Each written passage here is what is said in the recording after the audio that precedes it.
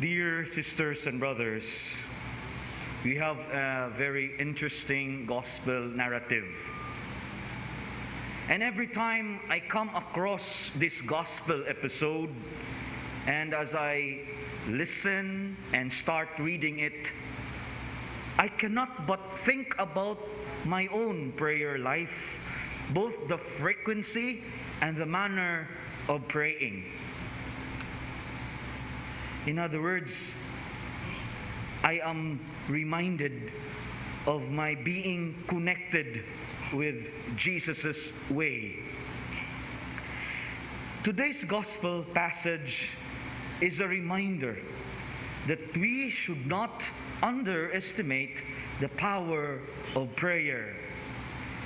And this reminds us also about prayer, that this should be an act of trusting God in all our endeavors and plans.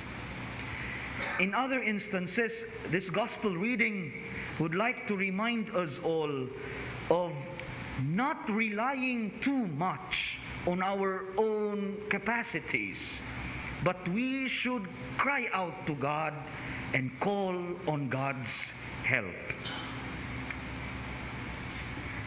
Remember yesterday's gospel, it's about the command of Jesus to love one's enemies.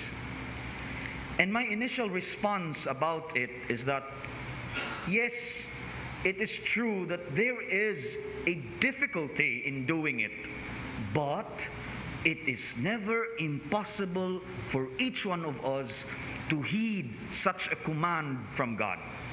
Never impossible. Why? We can start to show care for our enemies. We can start to forgive them from the heart and eventually to love them like the way of Jesus. But as we decide on it, we must bring this into prayer. We must pray over it to learn to love our enemies. We need the aspect or the power of prayer for us to do this. This goes to say, my dear friends, that in whatever difficulties that we might be facing right now in life, never hesitate to pray. Pray unceasingly. We have so many things to pray for from this day forward. And the author of the letter of St. James in today's first reading is providing us an important consideration every time we pray. Hopefully, let us learn to beg for the wisdom from above.